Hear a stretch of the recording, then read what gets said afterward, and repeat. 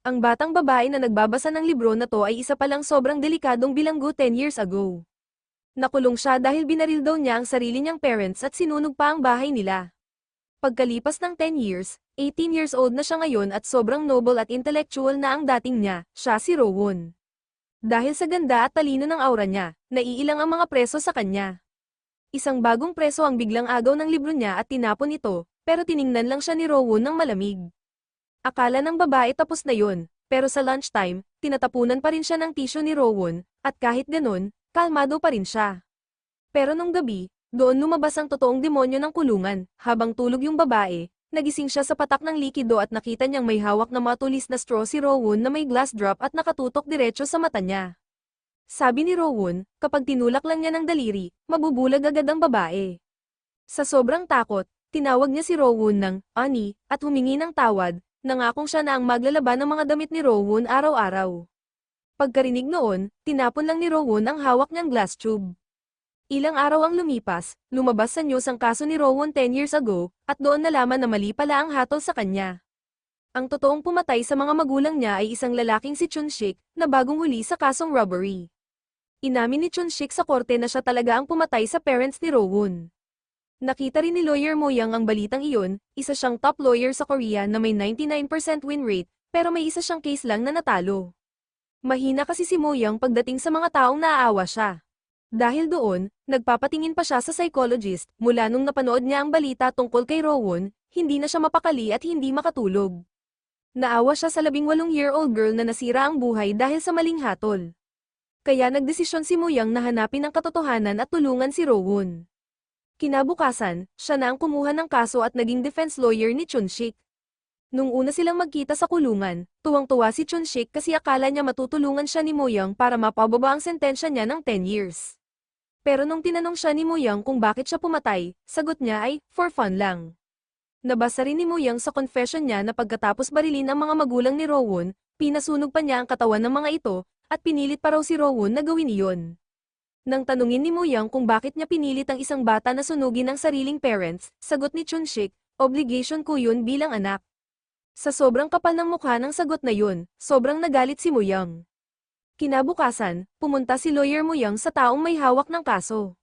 Gusto niyang ipasentence ng death penalty si Chun-shik, pero sabi ng prosecutor, kailangan niyang sundin lang ang batas. Doon na-realize ni Mo Yang na hindi ito tutulong, kaya gumawa siya ng sarili niyang paraan. Ipinost niya sa social media ang recording ng usapan nila ni Chun-shik, at dahil sa sobrang walang puso at bastos na ugali ni Chun-shik, nagalit ang buong Korea. Dahil sa pressure ng publiko, napilitan ng korte na hatulan si Chun-shik ng life imprisonment. Si Rowan, na nasa kulungan pa noon, nakita ang balita at nasabi niyang, baliw ang lawyer na yun. Ilang araw pa, idineklara ng korte na inosente si Rowan at agad siyang pinalaya. Pagkalaya niya, inalala ni Mo Yang na baka wala siyang masuot, kaya naghanda ito ng bagong damit para kay Rowan. Pagkatapos, hiningi ni Rowan na siya na rin ang maging lawyer niya para magdemand ng compensation sa maling pagkakakulong. Kinabukasan, nagkita sila ni Mo Yang. Sa unang pagkikita nila, umorder si Mo Yang ng free drinks na madalas gusto ng mga babae, kasi hindi niya alam kung ano na ang trip ng mga babae ngayon, kaya nag-order na lang siya ng tigisa ng iba't ibang flavor. Dahil doon, na-touch si Rowan at napaiyak, pero ipinaliwanag agad ni Mo Yang na hindi ito blind date. Dito nagsimulang mag-open up si Rowan, ikinwento niya kung paano siya nagdusa sa loob ng 10 years, puro lamig, lungkot, at kalungkutan. Pero ngayon, si Mo Yang daw ang unang taong nagparamdam sa kanya ng init ng pakikipagkapwa-tao. Pagbalik ni Mo Yang para kunin ang mga papeles, napansin niya na parang ang galing umarte ni Rowan, kahit may luha sa mukha, nakikita niyang tuwang-tuwa ang mga paa nito na excited tumapik sa sahig. Ibig sabihin, peke lang ang pag-iyak niya. Doon bigla niyang naalala ang sinabi ni Dr. Jin, ang psychologist niya. Ayon kay Dr. Jin, si Mo Yang ay may excessive empathy disorder, masyado siyang naaawa sa mga taong mukhang kawawa, pero sa totoo, sila yung magaling man lamang at gamitin ang kabaitan ng iba. Kaya ang mga taong madaling maawa tulad niya, madali rin maging biktima ng ganitong klase ng tao. Na-realize ni Mo Yang na baka ginagamit lang siya ni Rowan, pero pinili pa rin niyang huwag itong ilantad. Pag-uwi niya, nagsimula siyang mag-imbestiga tungkol kay Rowan. Unang pinuntahan niya ang kamag-anak nito, at sinabi ng mga ito na may mental illness daw si Rowan at sobrang violent. Sa unang araw pa lang sa kulungan, umatake na siya at nasaktan ng malala ang isang prison guard. Pagkatapos, kinausap naman ni Mo Young ang mismong prison guard na naka-assign sa kanya. Ikinwento nito na ginamit ni Rowan ang matulis na straw para takutin ang kanyang cellmate, hanggang sa hindi na ito makatulog sa sobrang takot. Dagdag pa ng guard, sobrang taas ng IQ ni Rowan, at bago pa siya makulong, sangkot na raw siya sa maraming scam cases, pero walang makuhang ebidensya ang mga pulis laban sa kanya. Ang prison guard ay naniniwala pa rin na si Rowan talaga ang pumatay sa sarili niyang mga magulang. Pagkatapos marinig ni Lawyer Mo Young ang mga sagot ng kamag-anak at ng prison guard, tuluyan siyang nalito kung ano nga ba ang totoo. Kahit nakalaya na si Rowan, nasa ilalim pa rin siya ng government supervision, at kailangang mag-report ng schedule niya paminsan-minsan. Ang taong naka-assign na magbantay sa kanya ay si Yuhan, at araw-araw bago mag-alas 8 ng gabi, kailangan niyang mag-send ng update kay Yuhan tungkol sa mga ginawa niya sa buong araw. Dahil bagong labas lang siya sa kulungan at wala pang pera, nagplano agad si Rowan kung paano kikita ng 150 billion sa loob lang ng isang araw. Una, pumunta siya sa isang second-hand handbag store, at ginamit ang peke niyang police certificate. Sabi niya, may mga magnanakaw daw na nagbebenta ng stolen bags sa paligid kaya kailangan niyang dalhin ng ilan para sa investigation. Pagkatapos, ginamit din niya ang parehong style sa clothing store at jewelry store, kaya nakaloko siya at nakakuha ng isang suitcase ng mga mamahaling gamit. Pagkatapos magayos ng sarili, pumunta siya sa casino, kung saan mabilis niyang nakuha ang tiwala ng isang young couple. Bata pa lang, kilala na si Rowan bilang isang genius na may sobrang talas ng memorya, kaya kapag tumingin lang siya saglit sa dyaryo, kabisado na niya agad ang buong laman nito. Hindi naniwala ang couple, kaya tinanong siya ng ilang random questions na lahat ay nasagot niya agad. Sabi pa niya, dahil sa galing ng memorya niya, nanalo siya ng $50 million noon sa isang casino sa US dahil dito, niyaya siya ng couple na tulungan silang maglaro ng cards, at paghahatian nila ang kita pagkatapos. Ginamit ni Rowan ang combination ng memory, probability, at statistics, at nanalo siya ng 100 million chips. Dahil dito, hindi na mapakali ang casino owner at nilapitan siya para akusahing nandadaya. Pero nang imbestigahan, napatunayang hindi siya nandaya kaya wala silang nagawa kundi ibigay sa kanya ang 150 billion cash. Siyempre, na-blacklist na rin siya sa casino pagkatapos noon. Pagkatapos makuha ang pera, ipinabalik niya lahat ng mga gamit na nakuha niya sa mga tindahan gamit ang shipper. Pag-uwi niya, nadatnan niyang naghihintay si Yuhan sa bahay. Tinanong siya nito kung ano ang ginawa niya sa buong araw. Sabi ni Rowan, may mga inayos lang daw siya, pero nang ayaw niyang buksan ang bag niya, bigla itong inagaw ni Yuhan. Sa oras na iyon, dumating si Mo Young at pinigilan siya, sinabing nilalabag ni Yuhan ang privacy ng kanyang kliyente. Inutusan niyang ibalik ang bag kay Rowan, at nang malaman ni Yuhan na lawyer pala siya, tahimik itong umalis. Pero pagkakaalis ni Yuhan, si Mo Young naman ang nagbukas ng bag ni Rowan, tinitigan siya ng seryoso at tinanong, saan mo nakuha ang ganitong kalaking pera, 2 araw ka palang nakakalaya. Nang mapansin ni Rowan na parang nahuli na siya ni Lawyer Mo Young, agad niyang sinabi na legal ang pinagmulan ng pera niya. Dahil tiwala pa rin si Mo Young sa kanya, hindi na siya nagtanong pa. Pero pag-uwi ni Mo Young, tiningnan niya ang 10-year criminal record ni Rowan. Nakasulat doon na binaril daw ni Rowan ang kanyang mga magulang at sinunog ang bahay para takpan ang ebidensya. Kinaumagahan, nakita siya ng pulis sa tabi ng abo ng nasunog nilang bahay. May nahanap na bullet sa katawan ng mga magulang niya, pero hindi nila nakita ang gun na ginamit. Noon pa man, kilala si Rowan bilang genius student dahil sumali siya sa National Youth Intelligence Competition at nanalo pa ng gold medal, kaya sobrang naging big deal ang kaso niya. Pero ang nakakapagtaka, sa nasunog na bahay ay walang kahit anong bakas na tumira si Rowan doon, ibig sabihin, hindi pala siya nakatira kasama ng kanyang mga magulang. Bukod pa doon, wala rin silang malinaw na motive kung bakit niya gagawin ang krimen. Dahil sa pressure ng public opinion, napilitan ng korte na maglabas ng mabilis na hatol, at kahit mataas ang IQ ni Rowan, hindi niya ipinagtanggol ang sarili niya.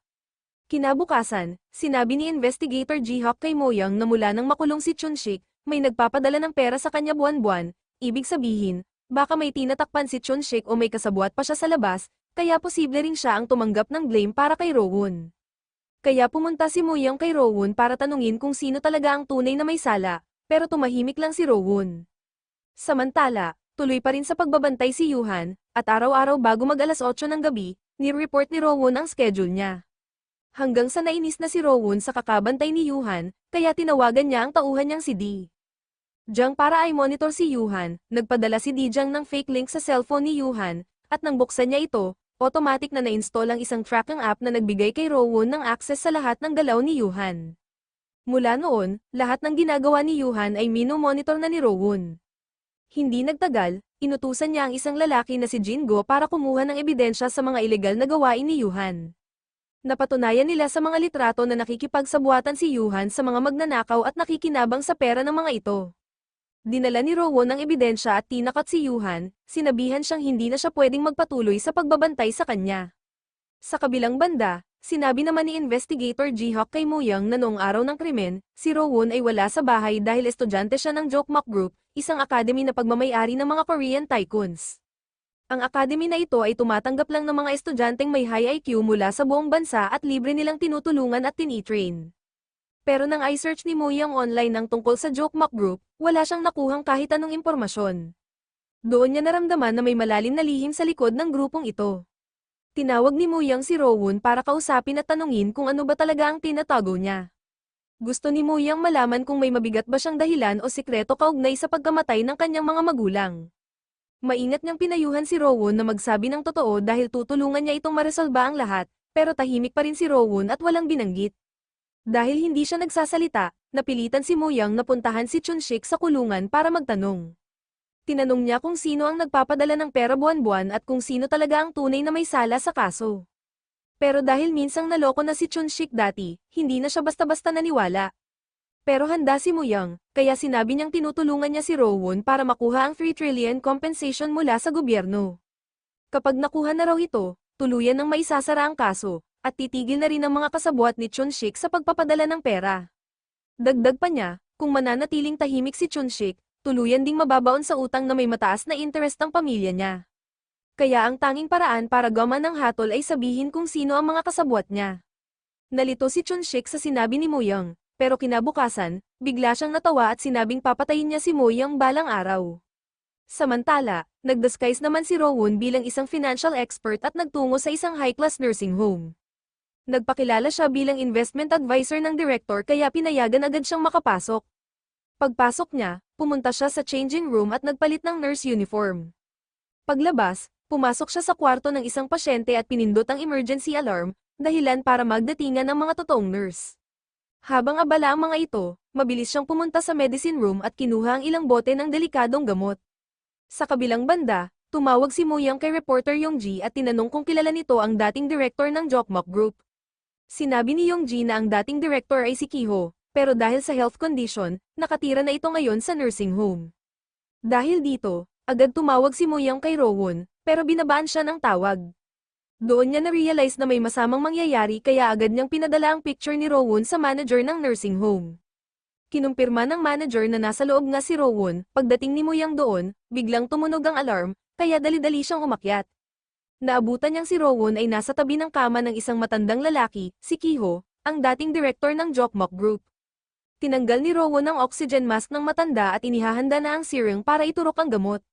Biglang pumasok si Moyoung at pinigilan siya, sinabihan niyang huwag ituloy ang ilegal na ginagawa niya, pero sagot ni Rowoon, huwag daw makialam si Moyoung sa buhay ng iba.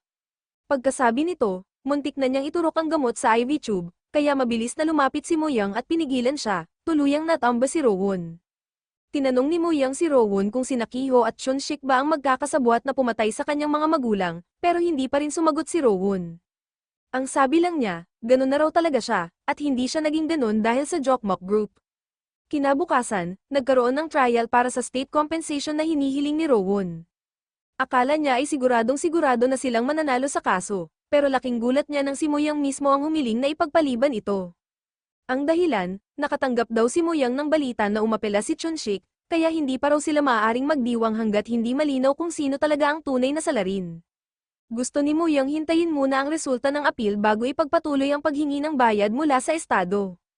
Nabigla ang korte, at si Rowoon ay natawa ng sarkastiko, inakala niyang ginagawa ito ni Moyoung bilang ganti dahil hindi niya sinasabi ang totoo tungkol sa kaso ng kanyang mga magulang. Dahil dito, agad niyang kinansela ang pakikipag-cooperate kay Moyoung. Sa katotohanan, 20 taon na pala silang magkakilala. Noong bata pa si Rowoon, sumali siya sa Children's Intelligence Competition, at si Moyoung noon ay isa lang sa mga manunood. Dahil sa sobrang pressure, nagtago si Rowoon bago magsimula ang contest, pero si Moyoung ang nakahanap sa kanya at in-encourage siyang bumalik sa stage. Dahil doon, nanalo si Rowan ng first place. Pagkalipas ng 20 years, muling nagtagpo ang kanilang landas, pero hindi alam ni Rowan na ang batang tumulong sa kanya noon ay si Muyang pala. Kinabukasan, may natanggap na gift box si Rowan sa kanyang locker. Pagbukas niya, laman nito ang mga larawan ng crime scene ng pagkamatay ng kanyang mga magulang. Sa kabilang banda, lumapit naman kay Muyang ang isang ina na nagngangalang Jisuk. Ayon sa kanya, dahil sa hirap ng buhay, pinatira niya muna ang 18-year-old niyang anak sa bahay ng matalik niyang kaibigan. Pero makalipas lang ang isang taon, patay na ang anak niya. Lalong hindi niya matanggap nang malaman niyang sa loob ng isang taon, bumili pala ng 20 insurance policies ang mag-asawang iyon para sa anak niya. Pinaghinalaan ni Jisuk na pinatay ng mag-asawa ang anak niya para makuha ang insurance money. Kaya nang mademanda pa siya ng mga ito ng defamation, napagdesisyonan ni Muyang na tulungan siya. Samantala, pag-uwi ni Rowan sa apartment, nakita niyang basang-basa at sira ang water pipe, kaya napilitan siyang tumuloy muna sa bahay ni Muyang. Habang naroon, napansin niyang iniimbestigahan ni Muyang ang kaso ni Munghan. Tinanong ni Rowan kung may kamag-anak ba sa insurance business ang mag-asawang sangkot sa kaso, at sagot ni Muyang, ang kapatid daw ni Bora ay insurance agent. Dahil dito, agad naisip ni Rowan na ito ay isang murder case, at ang tunay na motibo ay insurance money. Sinabi ni Muyang na sa kasamaang palad, parehong ang insurance company at pulisya ay nagkumpirmang aksidente lang ang nangyari, at nakuha na rin ng mag-asawa ang malaking compensation money. Sabi naman ni Rowan, kung susundin lang nila ang normal na paraan ng mga abogado, wala silang mararating. Kinabukasan, gusto sanang puntahan ni Muyang si Jisuk, pero pinayuhan siya ni Rowan na huwag nang ituloy, dahil hindi raw lahat ng problema ay nasosolusyonan gamit ang batas, minsan, kailangan ng special tricks para maging mas epektibo. Inakala ni Muyang na baliw si Rowan sa mga ideyang iyon, pero dahil sa katapatan at sense of responsibility ni Muyang, naantig si Rowan at nagdesisyon siyang tulungan siya sa sarili niyang paraan. Pinagawa niya kay Dajong ng bagong pagkakakilanlan at nagkunwaring PhD graduate na kakauwi lang mula Amerika. Pumunta siya sa kindergarten ng anak ni Bora at nagpakilalang guest speaker. Sinabi niya kay Bora na nakikita niyang may genius potential ang anak nito, at kapag natutukan ng tamang teaching method, magiging isang tunay na henyo. Dahil dito, inimbitahan siya ni Bora sa kanilang bahay para pag-usapan pa ang tungkol sa edukasyon ng bata. Sabi ni Rowan, kailangan daw ng bata ng advanced training course para ma-develop ang potential niya, at may kakilala raw siyang genius training expert sa Amerika na pwedeng tumulong. Pero malaki raw ang tuition fee, nasa 500 million won. Halos himatayin ng mag-asawa sa laki ng halaga, pero sa huli, ibinigay pa rin nila kay Rowan ang 430 million won na nakuha nila mula sa insurance ni Munghan. Bukod pa rito, napansin din ni Rowan na mahilig kumuha ng mga litrato ang panganay na anak ni Bora, at ito'y maaring maging ebidensya sa susunod. Pag-uwi ni Muyang, nadatnan niyang nakaupo si Rowan sa harap ng 430 million won na cash. Gulat na gulat siya at tinanong kung ano ang ginawa ni Rowan. Ipinaliwanag ni Rowan na iyon daw ang perang galing sa insurance ng kaso ni Munghan. Sinabihan siya ni Muyang na ibalik agad ang pera bago pa mahuli ang lahat. Nang tumawag ang mag-asawa sa pulis, kalmado lang si Rowan at sinabing hindi sila maglalakas loob tumawag dahil hawak niya ang ebidensya ng krimen ng mag-asawa. Pagkasabi nito, itinapon pa niya ang cellphone na may laman ng ebidensya. Binigyan niya ng 1 linggo si Muyang para mag-isip. Sabi niya, kung papayagan siya ni Muyang na itago ang pera, ibibigay niya sa kanya ang ebidensya. Pero kung ipipilit ni Muyang na isauli ang pera, ibabalik din niya ang ebidensya sa mag-asawa. Tinanong siya ni Muyang kung bakit kailangan pa niyang gumamit ng illegal na paraan para ayusin ang problema. Sagot ni Rowan, ganito na raw talaga ang paraan niya, at ito ang pinaka-epektibong paraan para makuha ang hustisya. Samantala, sa ibang pangyayari, inutusan ng mafia boss Kim Sampa ang mga tao niya para hanapin si Jingo. Si Jingo ang nagpakilala noon kay Kim Sampa sa grupo ng mga estudyante na nangutang sa kanya. Pero matapos nilang makuha ang pera, tumakas ang mga ito, dahilan para malugi si Kim Sampa ng 150 billion won. Nagsimulang magduda si Kim Sampa na kasabwat ni Jingo ang grupo ng mga estudyanteng tumakas matapos mangutang, kaya hindi na siya nag-aksaya ng oras at agad niyang binugbog si Jingo nang walang paliwanag.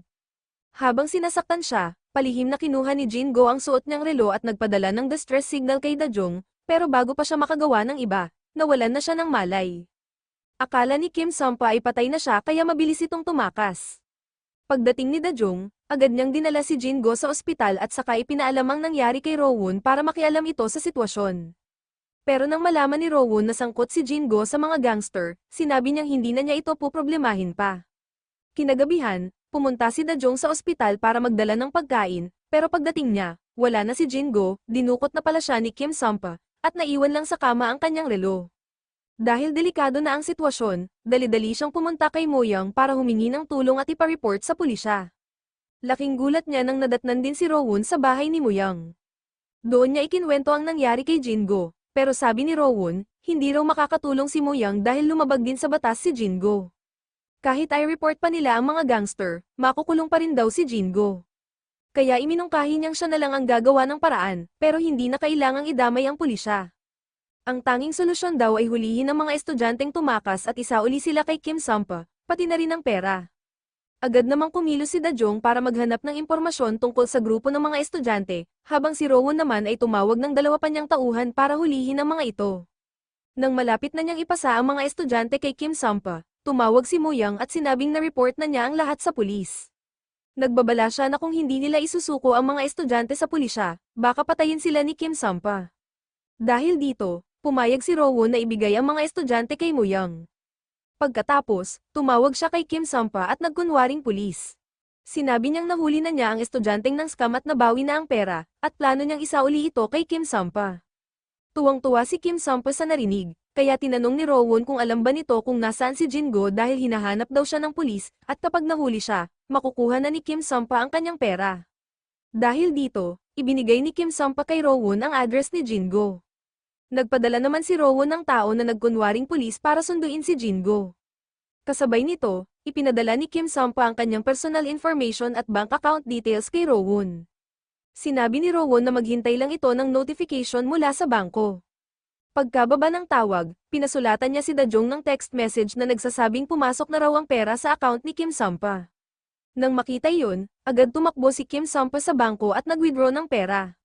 Pagkatapos, tinawagan siya muli ni Rowoon, ngayong nagkukunwaring bank employee naman, at sinabing may security risk daw sa kanyang account. Sinabi ni Kim Sampa na kaka-withdraw lang niya ng pera sa account niya, kaya tinanong siya ni Rowoon kung may natanggap ba siyang tawag mula sa isang babaeng pulis. Nang makumpirma ito, ipinaliwanag ni Rowoon na scam call daw iyon at sinabihan si Kim Sampa na para maging safe, kailangan niyang i-transfer lahat ng pera sa police account. Dahil naniwala si Kim Sampa, ipinadala niya kay Rowoon ang ID number niya at ang scam message para ipasuri. Pagkakuha ni Rowoon ng detalye, agad niyang winidraw ang 60 billion won mula sa account ni Kim Sampa at nag-transfer ng 16 million won pabalik para magmukhang legit ang transaksyon. Tumawag ulit si Rowoon, kunwari siya pa rin ang pulis, at sinabing nailipat na niya ang 16 million won kaya pinacheck niya ulit kay Kim Sampa. Sagot ni Kim Sampa, hindi raw totoo iyon dahil may tumawag na nagsabing scammer daw siya. Natawa si Rowoon at sinabing imposible siyang scammer kung siya mismo ang nag-transfer ng pera pabalik. Doon lang na-realize ni Kim Sampa na ang tawag mula sa bank kanina ang totoong scam. Nang makita niyang biglang nawala ang 60 billion won sa account niya, sobrang nataranta siya. Sa huli, kinuha ni Rowoon ang pera at ipinamahagi ito sa mga biktima. Samantala, hindi na nakapagpigil si Moyoung at binuksan niya ang cellphone na binigay ni Rowoon, ito pala ang phone ng panganay na anak ng mag-asawang sangkot sa kaso ni Munghan. Sa loob ng phone ay nandoon ang buong video ng pagpatay kay Munghan. Sa video, makikita na nagpiknak ang pamilya at kahit alam ng asawa na hindi marunong lumangoy si Munghan, sinadya pa rin niyang dalhin ito sa malalim na tubig. Habang nalulunod si Munghan at humihingi ng tulong, nanonood lang ang mag-asawa pati ang anak. Pagkatapos mamatay si Munghan, dumiretso sila sa insurance company para kunin ang malaking halagang pera. Dahil sa sobrang galit, dinala ni Moyoung ang video kay reporter Yongji, na agad namang inilabas ang balita sa TV at na-expose ang krimen ng mag-asawa. Dahil dito, nakuha ni Jisuk ang hustisya para sa anak niya. Doon na-realize ni Moyoung na tama si Rowoon, minsan hindi sapat ang batas para makamit ang hustisya, at may mga bagay na hindi kayang protektahan ng mga abogado. Sa huli, pinili ni Moyoung na sumali sa team ni Rowoon. Nilapitan niya ito at diretsyong sinabi, gusto kong makipagtulungan. Nang tanungin siya ni Rowoon kung anong klaseng trabaho ang gagawin nila, sagot niya, fraud. Pero sabi ni Rowoon, mababa daw ang IQ niya para sa ganitong trabaho. Sagot naman ni Moyoung, naiintindihan daw niya ang buong proseso ng krimen kaya kapag nahuli sila, kaya niyang ipagtanggol silang lahat. Dahil dito, napapayag niya si Rowoon. Sa isang usapan naman nila ni Jingo, nalaman ni Moyoung na magkakasama pala sina Rowoon, Dajong, Nasa, at Jingo sa Jokmak Orphan Group mula pagkabata. Si Rowoon ang pinakamatalino, pangalawa si Dajong, pangatlo si Nasa, at pang-apat si Jingo. Pagkatapos makulong si Rowoon, nagtayo si Nasa ng sarili niyang car repair shop. Sa grupo nila, si Rowoon ang may pinakamataas na IQ. Si Dajong naman ay isang computer expert, habang sina Jingo at Nasa ang bahala sa mga aktwal na misyon. Pero ang Jokmok School ay hindi ordinaryong paaralan, sa katunayan, isa itong kumpanya na nag-tech-train ng mga kriminal at assassin. Bukod sa mga normal na aralin, pinipili nila ang ilang estudyante para turuan ng mga espesyal na kakayahan tulad ng paggawa ng bala o panlilinlang. Ilang araw ang lumipas, nalaman ni Rowoon na pumanaw na si Kiho dahil sa sakit. Dumalo siya mismo sa libing nito, at bago siya umalis, binigyan siya ng sekretarya ni Kiho ng isang bag ng mga dokumento. Ayon dito, gusto raw ni Kiho na bumawi kay Rowoon bago siya mamatay kaya iniwan niya ito bilang pamana. Nang buksan ni Rowoon ang bag, nakita niyang laman nito ay personal na impormasyon ng ilang tao, isa na rito ay si Jonggo. Dahil dito, tinawag niya agad ang buong team sa auto repair shop para magpulong. Sa ilalim ng shop ay may secret room kung saan nila pinaplano ang susunod na scam. Ang main target nila ngayon ay si Jonggo, isang may-ari ng waste treatment plant kasama ang asawa niya. Pareho silang may mga record ng pang-aabuso sa empleyado at pagsusugal, at tuwing nahuhuli, pera lang ang gamit nila para makatakas. Dahil alam ni Rowoon na mahilig si Jonggo sa sugal, naisip niyang gumawa ng peking kasino mismo sa ilalim ng auto shop para doon niya ito mahulog sa bitag at masimot ang pera nito. Nagtanong si Muyong kung bakit si Jonggo ang napili niyang target, pero sagot ni Rowoon, wala siyang rason, basta sundin lang siya ng lahat. Sinabi rin niyang gamitin ni Muyong ang insurance money bilang pambeteng para magmukhang totoo, at siya mismo ay lalahok din sa laro para mas makuha ang tiwala ni Jonggo. Tinulungan siya ni Dajong magpanggap bilang negosyante, habang si Yunong naman ang naghatid sa kanya sa workshop ni Jonggo para magkunwaring may business proposal. Alam niyang mahilig sa babae si Jonggo kaya nagbihis siya ng sexy. Pagdating doon, kunwari tumawag siya sa kaibigan at binanggit ang tungkol sa isang secret casino. Dahil dito, agad na interesado si Jonggo, makalipas ang ilang araw, dinala ni Nasa si Jonggo sa casino ni Rowoon. Linggo-linggo, malaki ang nalulugi ni Jonggo sa sugal. Kalaunan, pinayuhan ni Rowoon na magpahinga muna ito ng isang linggo at huwag munang makipag-ugnayan sa kanila. Pagkaraan ng isang linggo, nakahanda na ang malaking bitag ni Rowoon sa auto shop para tuluyang mahulog si Jonggo. Samantala, lumapit naman si Chong-sik kay Muyong para humingi ng tulong. Simula nang mamatay si Kiho, wala nang nagpapadala sa kanya ng pera kaya pinahihirapan ng mga loan shark ang pamilya niya. Sinabi ni Chong-sik na gusto niyang makipagtulungan at handa siyang ibunyag ang katotohanan sa likod ng pagkamatay ng mga magulang ni Rowoon, kapalit nito, gusto niyang tulungan siya ni Muyong na maghain ng apela. Inamin din ni Chong-sik na siya at si Kiho ang pumatay sa mga magulang ni Rowoon. Noong gabing iyon, may isa pa raw na tao sa pinangyarihan, pero hindi kilala ni Chong-sik kung sino iyon. Ang alam lang niya, silang tatlo ay tumanggap ng utos mula sa lihim na presidente ng Jokmok. Kinagabihan din, tumawag ang presidenteng ito kay Rowoon at tinanong kung malinaw ba sa kanya ang resulta ng pinili niyang landas. Ngunit si Chong-sik, kahit kailan, ay hindi pa niya ito nakikita o alam ang pangalan. Dahil dito, naisip ni Muyong na si Chong-sik na rin ang may kasalanan sa mga nangyari sa kanya, kaya wala siyang balak na tulungan ito. Kalaunan, tinawagan ni Muyong si reporter Yonggi para itanong kung sino ang misteryosong presidente ng Jokmok, pero ayon kay Yonggi, hindi rin niya alam.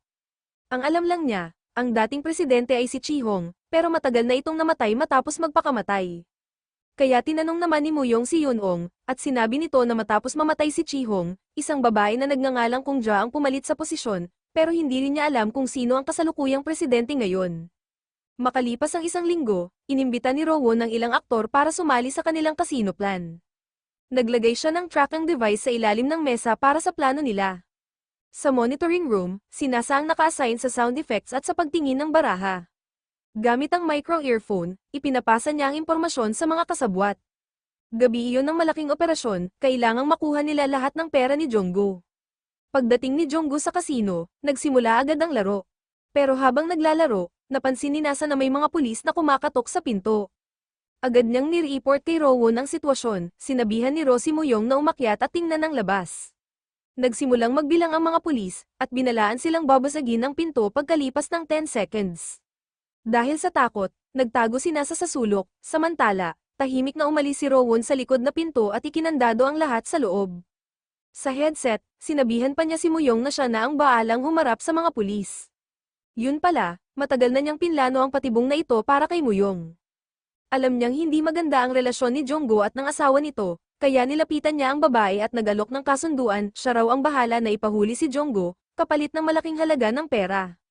Bukod pa rito, inisip ni Rowoon na si Muyong ay magiging sagabal lang sa plano niya, kaya mas mabuting alisin na ito ngayon. Siya rin mismo ang nag-report sa pulis tungkol sa kasino sa auto shop. Pag nahuli si Jonggo, ibibintang niya rito na ito ang nagpatakbo ng ilegal na kasino. Dahil may criminal record si Jonggo sa pagsusugal, madali itong paniniwalaan ng mga pulis. Ang kaso ng pagsusugal at pag-oorganisa nito ay sapat na para makulong siya ng 15 years. Sa oras na iyon, madadami rin si Muyong bilang kasabwat. Bukod pa dyan, alam ni Rowoon na minsan ang ninakawan ni Nasa si Kung Jan ng pera, kaya itinuturing niya rin itong traidor. Habang malapit ng gibay ng mga pulis ang pinto, mabilis na inutusan ni Muyong si Nasa na patayin ang main circuit breaker pero panatilihing bukas ang kuryente sa basement. Pagkatapos noon, nilagay ni Muyong ang Bluetooth headset sa loob ng lata na may tubig, tapos pinulot niya ang mga paper money sa mesa. Sinabi niya kay Nasa na simula ngayon, siya na ang magiging lawyer nito, at pinaalalahanan siyang huwag magsasalita kahit ano pagpasok ng mga pulis. Ilang sandali pa, biglang sumugod ang mga pulis sa loob. Nagulat si Officer Yuhan nang makita si Muyong doon. Agad namang ipinakilala ni Muyong ang sarili bilang abogado ni Nasa at tinanong kung bakit nila sinira ang pinto. Sagot ng pulis, may nag-report daw na may illegal gambling operation sa lugar na iyon. Biglang may isang pulis na nakapansin ng kakaibang bagay sa may basement, at nang halos mabuksan na ito, mabilis na nagsalita si Muyong at sinabi na alam niyang may kasino malapit lang doon, at pwede nilang i-check iyon. Yun pala yung kasino na dinalhan ni Nasa kay Jonggo dati. Pagkalipas ng 20 minutes, natagpuan nga ng mga pulis ang kasino, kaya nakaligtas sina Muyong at Nasa sa panganib. Sa kabilang banda, hindi alam ni Rowoon na maayos pa rin ang operasyon sa loob ng kasino. May isang misteryosong lalaki na nakikipaglaro ng baraha kay Jonggo, at mabilis nitong natalo si Jonggo ng 500 million cash. Dahil dito, pinaghinalaan ni Jonggo na nandaya ang lalaki, kaya agad niyang hinayla ang sombrero at mask nito. Laking gulat niya nang makitang ito pala ang dating tinatawag na King of Casinos, isang kilalang manlalaro na muntik na ring makulong dahil sa illegal gambling, pero nailigtas noon ni Muyong bilang kanyang abogado. Siya pala ang aktor na inimbitahan ni Muyong sa plano nila, kaya laking gulat ni Rowoon nang malaman iyon. Pagkatapos ng laro, ibinigay ng aktor kay Muyong ang buong 500 million cash na napanalunan niya. Kinabukasan, hinarap ni Muyong si Rowoon at tinanong kung bakit niya ginawa iyon. Sa pagkakataong ito, aminado si Rowoon, gusto niya talagang alisin si Muyong sa grupo. Pero bago pa siya makasagot muli, dumating ang mga pulis at inaresto siya. Alas 2 a.m., sa kulungan, nagising ang isang preso, pero bigla siyang sinaksak sa leeg gamit ang matulis na toothbrush, si Chung-sik, at namatay siya agad. Ang salarin ay nagsabing may utos daw siya mula kay Rowoon. Dahil dito, muling dinampot ng mga pulis si Rowoon. Habang nakakulong siya, pumunta si Muyong kay Dajong. Doon sinabi ni Dajong na ang pumatay kay Chung-sik ay si Changi, dating personal driver ni Chi-hong at miyembro din ng Jokmok Group. Pero ayon kay Dajong, hindi daw talaga nagpakamatay si Chi-hong, malamang pinatay ito matapos niyang malaman ang totoong pagkakakilanlan ng chairman ng Jokmok. Isang taon na ang nakalipas mula nang makulong si Changi dahil sa fraud, pero hindi raw alam ni Dajong kung bakit gusto nitong saktan si Rowoon. Nang tanungin ni Muyong kung bakit gustong ipapatay ni Chairman Jokmok ang mga magulang ni Rowoon, sinabi ni Dajong na matapos makita ni Jokmok si Ro sa isang TV show, kinidnap siya papunta sa Jokmok Academy. 10 taon hinanap siya ng mga magulang niya, at nang magkita silang muli, ayaw na raw ni Rowoon magtrabaho, gusto na lang niyang makasama ang pamilya niya. Dahil dito, nagutos si Chairman Jokmok na patayin ang kanyang mga magulang. Sa huli, bumisita si Muyong kay Rowoon bilang kanyang abogado, at tahimik na iniabot ni Rowoon sa kanya ang isang sulat. Sinabi ni Ro kay Moong na ipasa ang sulat kay Jinggo para makagawa sila ng isang insidente na magbibigay daan para makapasok at makuha ang libro. Nagpanggap si Ro bilang environmental monitor ng hotel at sinabi na may nag-report na may cockroaches sa vault. Pagkatapos ng inspection, nakita nga nila ang mga ipis sa ventilation duct ng vault. Ayon kay Ro, dulot daw ito ng polusyon kaya pinakiusapan niya ang hotel na magsagawa ng sanitation measures. Samantala, nagkunwaring cockroach exterminator si Nasa at pumunta sa vault para maghintay, habang si Daw naman ay minarkahan at nahak ang lahat ng kamera ng hotel. Ang pinakamahirap na parte ng plano ay ang makuha ang information mula sa cellphone ni Kyungja. Natahimik ang grupo dahil lahat sila ay galing sa Ja Academy at baka makilala sila ni Kyungja kaya mahirap siyang lapitan. Kaya sinabi ni Moong na siya na ang gagawa, nakipagkita siya kay Kyungja na agad namang pumayag dahil curious ito kung bakit siya hinahanap ni Moong na abogado ni Ro. Nagkasundo silang magkita sa office ni Kyungja, binigyan siya ni Dejong ng data stealing device na makakakuha ng info mula sa phone ni Kyungja within 3 minutes basta mailapit lang ito. Tinanong ni Moong si Kyungja tungkol sa pagkamatay ng asawa nito pero dahilan lang iyon para magpalipas ng oras hanggang makuha ng device ang data. Nang makuha na ang info, ibinalik ni Ro ang baril kay Moong pero tumanggi siya dahil ayaw niyang isugal ang buhay niya para sa masasamang tao. Ngunit kalaunan, natagpuan pa rin ni Ro ang baril sa banyo ni Moong. Dahil dito, nagsimulang magduda si Yoan at tinanong si Ro tungkol sa relasyon nila ni Moong at kung ano ang pinaplano nila, pero hindi siya sinagot kaya sinimulan niya silang sundan araw-araw. Lumipas ang 1 linggo, at sa araw na iyon ay plano na nilang pumunta sa insurance warehouse. Upang hindi masira ni Yoan ang plano, pinatawag ni Moong si Yuhan sa opisina at sinabi niyang sina Ro at ang grupo nito ay dating estudyante ng Jocam Academy na napilitang gumawa ng mga illegal na gawain dahil sa pressure ng paaralan. Pag-uwi ni Yoan, kinausap niya ang kanyang ina at doon niya nalaman na ito pala ang pumili ng mga estudyanteng iyon noon. Samantala, sinimulan na ni Ro ang kanyang plano, gusto sanang sumama ni Moong pero pinauwi siya ni Ro dahil may sikreto raw siyang dapat malaman. Samantala, nakita ni Dejong na pumasok na si Kyungja sa hotel. Pagpasok nito sa elevator kasama ang kanyang assistant, bumaba sila sa insurance warehouse sa 5th floor. Agad namang pinutol ni Yoon ng ang signal wire sa warehouse. Pagkatapos maska ng fingerprint at phone code ni Kyungja, pumasok siya mag-isa sa vault. Ang lugar na ito ay pinapayagan lang ang isang tao na pumasok at lumabas, dahil kapag may higit sa isa, automatic na mag-a-alarm ang system. Pumasok si Kyungja sa kanyang vault, at sa normal na sitwasyon, magpapadala ang hotel ng password sa cellphone para ma-access ito. Pero dahil naputol ang signal line, nag-malfunction ang phone signal niya. Para makakuha ng oras, nagpadala si Dijang ng replacement code. Pagkapindot ni Kyungja sa screen ng cellphone, biglang tumunog ng malakas na alarm. Nagulat siya at agad itinapon ang cellphone sa sahig, pero nang pulutin niya ito, tumunog ulit kaya tinapon na lang niya ulit at tumakbo palabas. Sa oras na ito, in-inform ni Dejong si Nasa, kaya sumunod si Nasa sa ventilation pipe papasok sa vault, habang si Yoon naman ay pumunta sa electrical room. Samantala, sinubukan ni Kyungja tumawag sa receptionist pero walang signal. Gusto sana niyang bumalik gamit ang elevator, pero pinutol ni Yunong ang power nito kaya na-stuck siya at ang assistant niya sa loob. Sa kabilang banda, nakapasok si Nasa sa vault ng madali. Nakakuha rin si Dejong ng hotel password na dapat ay padadala kay Kyungja at agad niya itong sinabi kay Nasa. Pero nang mabuksan ni Nasa ang vault at makita ang mga gold coins, agad siyang tinabla ng kasakiman. Sinabihan siya ni Ro na kunin na lang ang libro at umalis, pero sinabi ni Nasa na ayaw na niyang makipagtrabaho sa kanila. Sabi pa niya, si Ro na lang daw ang kumuha ng libro kung gusto niya. Ayaw ni Nasa na utos-utusan siya, lalo na't alam niya na balak ni Ro gamitin ang baril na may pangalan niya para balikan ng grupo ni Jack Mock at siya pa ang pagbibintangan. Dahil dito, labis na nagalit si Ro at tahimik na umalis papunta sa ventilation shaft. Samantala, biglang dumating ang boyfriend ni Kyungja sa hotel. Nahuli niya si Yunong paglabas pa lang nito ng electrical room, binugbog niya ito at ikinulong sa closet, pagkatapos ay ibinalik ang circuit breaker. Sa kabilang side, pumasok si Ro sa insurance warehouse at tinutukan ng baril si Nasa para ibigay ang libro. Akala ni Nasa ay tinatakot lang siya ni Ro, pero bigla itong nagpaputok kaya natakot siya at dali-daling binigay ang libro. Ngunit dumating bigla si Kyungja kasama ang mga bodyguards niya.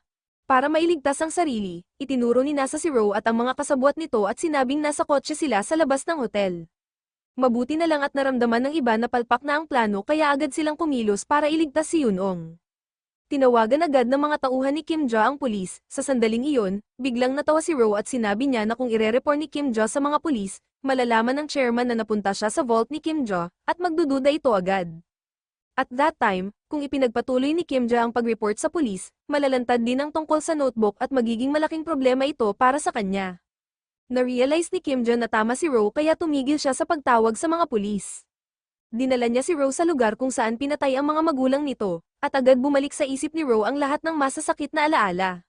Sinabi ni Kim Ja na hindi karapat-dapat si Ro maging leader dahil ni maliit na bagay hindi niya kayang ayusin, at hindi rin niya kayang ipaghiganti ang mga magulang niya.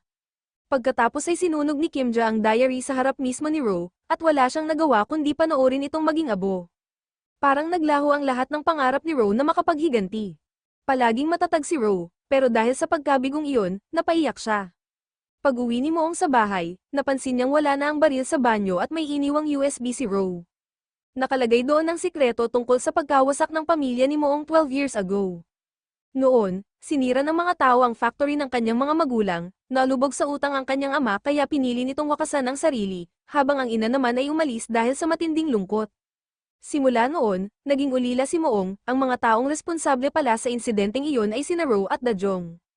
Nang marinig ito ni Moong, labis siyang nabigla dahil ang taong tinulungan niya ng buong puso ang siyang dahilan ng pagkawala ng pamilya niya. Pinuntahan ni Moong si Dajong at tinanong kung totoo nga ba ito.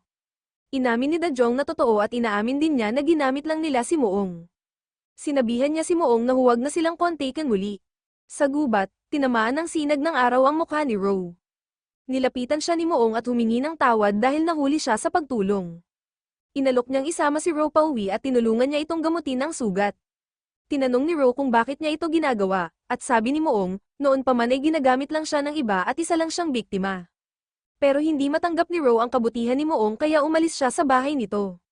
Pinuntahan niya si Yuhan at humingi ng 1 month na pahinga. Sinabi naman ito ni Yuhan kay Moong, akala ni Dajong ay binaril ni Ro si Nasa. Samantala, si Yunong ay nasa ospital din, kaya napagdesisyonan ni Dajong na baka dapat nang buwagin ang grupo para makaiwas sa gulo. Nag-empake na rin siya para umalis sa lungsod, pero si Moong, hindi pa rin sumuko sa paghihiganti. Humingi siya ng tulong kina Reporter Yonggi at Police Officer G. Sa kanilang investigasyon, nalaman nilang matagal nang nabuwag ang grupo, pero 8 years ago nagpalit ito ng pangalan at naging Deres. Noon, si Kano ang chairman pero dahil sa paglabag sa batas, naaresto siya. Pagkatapos ng 5 years, muling nagpalit ng pangalan ng kumpanya at naging Navvice, ang kumpanyang pinamumunuan ngayon ni Kyungja. Si Ko at si Kyungja ay parehong tauhan ng chairman ng grupo. Paulit-ulit silang nagpapalit ng pangalan dahil sa mga ilegal na gawain. Sa panlabas, mukhang legit na kumpanya ang Navvice Group, pero sa totoo lang, isa itong multi-level marketing company na ginagamit bilang cover ng kanilang iligal na operasyon. Gusto ni Moong at ng buong grupo na alamin ang mga iligal na gawain ng kumpanyang ito. Pero ngayong araw, nakalaya si Kano mula sa kulungan dahil sa bail. Inutusan ng chairman si Secretary Ma na ipaalam kay Kyungja na si Kano ang papalit sa posisyon niya bilang head. Ayaw man ni Kyungja na isuko ang kanyang posisyon kay Kano, napilitan siyang sumunod dahil utos ito ng chairman. Para mabantayan si Kano, pinadala niya ang isa niyang secretary para tulungan ito. Pero hindi inaasahan ni Kyungja na bigla na lang sinuntok ni Kano ang secretary niya at sinabing walang ibang pwedeng magkontrol sa kanya kundi ang chairman lang. Nasaksihan mismo ni Nasa ang eksenang iyon. Dati, plano ni Nasa na pumunta sa Navvice para humingi ng tulong kay Kyungja, pero nang makita niya ang nangyari, napagtanto niyang hindi na siya pwedeng umasa dito. Samantala, tinawagan ni Moong si Ro at sinabi niyang kailangan itong bumalik dahil hindi makakilos ang team kung wala siya. Matagal pinag-isipan ni Ro ang tawag na iyon, pagkatapos, pinuntahan niya si Dajong na nagtatrabaho bilang part-timer sa isang restaurant. Hiniling ni Ro kay Dajong na bumalik at tulungan siya muli. Inamin ni Ro na naging makasarili siya noon, kaya sa huli, pumayag si Dajong na sumama ulit sa kanya. Pagkatapos noon, pumunta si Ro sa ospital para bisitahin si Yunong, at doon niya nakasalubong si Moong. Ipinahayag ni Ro na bumalik na siya sa grupo, pero may kondisyon si Moong, mula ngayon, siya ang mamumuno sa plano ng paghihiganti. Pagkatapos ay binigyan ni Moong si Ro ng unang misyon, kailangan niyang isulat muli ng detalyado ang kasaysayan at operasyon ng Jap Academy. Dahil pala 10 years ago, pinilit ni Chihong si Ro na basahin ang lahat ng work notes ng Jap bago siya tuluyang makatakas.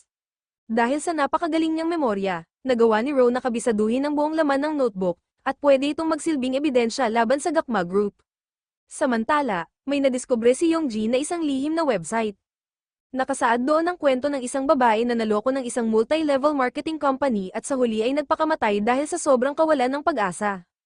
Ang kumpanyang iyon ay ang Navvice Group, at ang pangalan ng babae ay si Hojong. Noon, nag-apply si Hojong bilang sales staff sa isang cosmetics company. Sinabi ng marketing director na kung magsisikap siya, maaari siyang kumita ng 600 million won at makabili agad ng kotse sa loob lang ng 1 month, at pagkatapos ng half a year ay makakabili siya ng bahay. Sa loob ng 3 years, pwede na raw siyang maging perpektong daughter-in-law sa paningin ng kanyang biyenan. Pero nang magsimula siyang magtrabaho, napansin ni Hojong na kakaunti lang ang nabebenta nilang produkto. Ang facial cleanser ay binibili lang ng kumpanya sa halagang 100,000 won pero ibinebenta nila ito ng hanggang 3 million won. Ayon pa sa director, ang discount rate ng kumpanya ay umaabot ng 60%, kaya kung maabot daw ni Hojong ang sales na 3 billion won, makakakuha siya ng 2 billion won na discount. Makakatanggap din si Hojong ng fixed salary na 1.5 million, kaya ang total income niya ay magiging 2 billion and 1.5 million won. Pero may KPIs din ng company, kailangan ng bawat empleyado na makabenta ng at least 300 million won kada buwan. Kailangan din nilang gumamit ng sariling pera para bumili ng mga produkto. Kapag naabot nila ang KPI, ay refund daw ng company ang halaga ng goods pati ang discount. Kung wala naman silang pera para makabili ng produkto, pwedeng umutang sa company na may interest rate na 35% per year. Siyempre, pwede rin silang mag-invest ng personal capital at makakatanggap ng reward kapag na-meet nila ang KPI. Pero matapos ang 3 months, dahil tapat at totoo si Hojong, hindi man lang siya nakabenta ng kahit isang bote ng facial cleanser. Sa bahay niya, tambak na ang mga produkto, bukod pa rito, may utang pa siya sa kumpanya na umaabot ng 1 billion won na walang interes. Dahil dito, nagpunta si Hojong sa manager para ibalik ang mga produkto at gamitin iyon pambayad sa utang. Gusto na rin niyang mag-resign, pero sinabi ng manager na hindi pwedeng gawin iyon. Ang mga produkto raw ay binili ni Hojong gamit ang sarili niyang pera, at ang utang ay siya rin mismo ang umutang, kaya kung gusto niyang umalis, desisyon niya iyon pero kailangang bayaran pa rin niya ang lahat. Ilang araw lang ang lumipas, pinilit si Hojong na magsulat ng will, at sa huli, pinili niyang tapusin ang sarili niyang buhay. Ipinahayag ni reporter Yonggi kay Moong na ang kumpanyang nanloko kay Hojong ay ang Navvice, at marami pang biktima tulad niya. Ang ama ni Hojong ay ilang beses na ring nagsampa ng kaso laban sa Navvice, pero dahil may koneksyon ng Jokmok sa ilang ahensya ng gobyerno, hindi ito nabigyan ng hustisya hanggang ngayon. Pinag-usapan ng lahat na malamang, magdedeklara muli ng dissolution ng Navvice, at pagkatapos makuha ang malaking illegal profit, itatago ng mga leader ang ebidensya sa pamamagitan ng pag-dissolve ng company at pagpalit ng pangalan para ipagpatuloy ang panlilinlang. Sa loob ng 5 years, aktibo pa rin ang Navvice Group, at ngayon na ang oras para sila ay kumilos dahil sapat na ang perang nakuha nila. Sabi ni Moong, kailangan nilang makakuha ng matibay na ebidensya laban sa grupo at mahanap ang undercover president ng Jackma bago tuluyang mabuwag ang Navvice, dahil kung hindi, mahirap na silang mapanagot. Para makakuha ng solid evidence, kailangan nilang makapasok sa loob ng kumpanya. Sa kasalukuyan, naghahanap si Kano ng senior management position, kaya ito na ang perfect opportunity para makalusot sila sa loob ng Navvice. Naisip ni Moong na ang pinakabagay para rito ay ang ama ni Hojong. Kaya nagtungo sina Moong at Ro kay Tan, ama ni Hojong, para kumbinsihin siyang sumali sa plano. Pero nang dumating sila, nalaman nilang hindi nagtagal matapos mamatay si Hojong, nagkasakit at sumunod ding pumanaw ang ina nito. Noon pa man, ilang beses nang nagsampa ng kaso si Tan pero walang naging sagot, kaya tuluyan na siyang nawalan ng pag-asa sa mundo. Maghapon, puro inom lang si Tan para makalimutan ang sakit ng loob niya, pero nang dumating si Moong, muling nabuhay ang pag-asa niyang makapaghiganti. Pagkatapos noon, dinala ni Moong si Tan sa base ng kanilang team. Doon nila siya kinausap at hinikayat na mag-apply sa senior management position na hinahanap ni Ko. Si Dajang ang gumawa ng napaka-impressive na resume para kay Tan, habang si Yunong naman ang nagturo sa kanya ng mga professional knowledge para magmukha siyang isang tunay na pyramid schemer. Sa huli, nakapasa si Tan sa interview ni Konsu. Samantala, inimbitahan din ni Ro ang isang malakas na kakampi mula kay Mu, si Jay, na siya palang boyfriend ni Kungja. Noon ay nagkita ulit sina Jay at Ro, at nangako si Jay na tutulungan si Ro hanapin ang baril, kaya pumayag si Ro na makipagtulungan sa kanya. Pero ang totoong dahilan ni Jay ay gusto niyang protektahan si Kungja dahil matapos kunin ni Kano ang kapangyarihan sa Navvice, plano nitong alisin si Kyungja. Gayunman, hindi lubos na pinagkakatiwalaan ni Moyang si Jay. Para naman mailigtas ang sarili, nakiusap si Nasa kay Kano na huwag siyang paalisin dahil gusto niyang makuha ang tiwala nito. Ibinunyag ni Nasa na si Ro-Wum ang pumasok sa insurance warehouse ni Kyungja para nakawin ng isang book na naglalaman ng importanteng impormasyon tungkol sa president ng Jok. Nang marinig ito ni Kano, agad siyang naging interesado, dahil kung makuha niya ang ebidensya mula sa book na hawak ni Kimja, maaari na niyang tuluyang pabagsakin ito. Kaya inutusan ni Kano si Nasa na humanap ng tiyempo para makapaglagay ng hidden camera sa opisina ni Kimja. Sa kabilang banda, nag-install naman si Dajang ng wiretap kay Tan. Sa pakikipag-usap ni Tan kay Konsu, nalaman niya na bago pa mabuwag ang Navvice, plano nitong gamitin ang stock manipulation para makapanloko pa ng pera.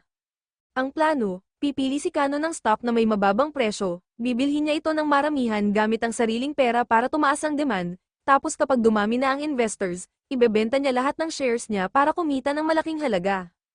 Pero para magawa ito, kailangan ni Kano ng 500 billion, at kukunin niya ito mula sa investors gamit ang fake capital raising plan ng Navvice. Lahat ng data sa planong iyon ay peke, ang totoo, scam lang ito para makuha ang pera ng investors. Ang target nilang biktima ay isang batang investor na si Kyun, tagapagmana ng isang tycoon family. Ang misyon naman ngayon ng grupo ni Moong ay makuha ang laman ng plan book at pigilan si Kanso na matanggap ang investment money. Binigyan ni Dajong si Ta ng maraming USBs at sinabi sa kanya na ipahulog ito sa loob ng kumpanya para kapag may empleyadong nakapulot at ginamit, makakapasok siya sa system at mahak ang computer ng mga ito para makuha ang impormasyon tungkol sa investment plan. Pero nadiskubre ni Nasa ang plano nila, natakot si Nasa na kapag nabunyag ito, iisipin ni Ko na isa siyang spy at mapaparusahan siya. Kaya tinakat niya si Tan at inutusan itong tumigil sa paniniktik. Sa huli, para sa kaligtasan ni Tan, napilitan si Moong na ipaalis siya sa Navvice. Alam ni Ro na sinasa ang Samira sa plano nila, kaya napagdesisyonan niyang personal itong puntahan. Bago siya umalis, inutusan muna niya si Moong na tanungin si Jay tungkol sa oras kung kailan nagpapalit ng shift ang mga security guard ng Navvice. Sa pagkakataong ito, hindi na ganoon kaseryoso ang tono ni Ro, bagkus ginamit niya ang lamang para makipag-usap kay Nasa. Sinabi niya na miss na raw siya ni Dajong at Yunung, at noong nasa loob sila ng safe noon, hindi niya talaga intensyong barilin si Nasa para patayin ito.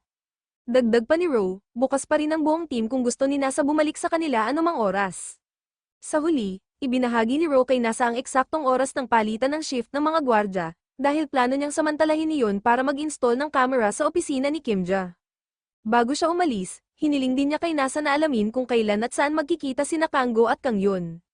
Agad namang tinapos ni Nasa ang paglalagay ng mga hidden camera sa opisina ni Kimja, at pagkatapos ay nakipagkita siya kay Kanggo. Nanghiram si Nasa ng phone ni Kanggo sa dahilan na kailangan niyang i-access ang board camera control software. Dahil dito, nakita ni Nasa ang oras at lugar kung saan magtatagpo sina Kansu at Kangyun, at agad niyang ipinadala ang impormasyon kay Deo. 3 araw pagkatapos nito, malalaman ng grupo na magkikita sina Kanggo at Kangyun sa isang private party ni Kangyun, at doon balak ni Kanggo kumbinsihin si Kangyun na mag-invest. Ang plano ngayon ng grupo ni Moong ay makapasok sa party ng palihim at sirain ang tiwala ni Kangyun kay Ko upang hindi matuloy ang investment.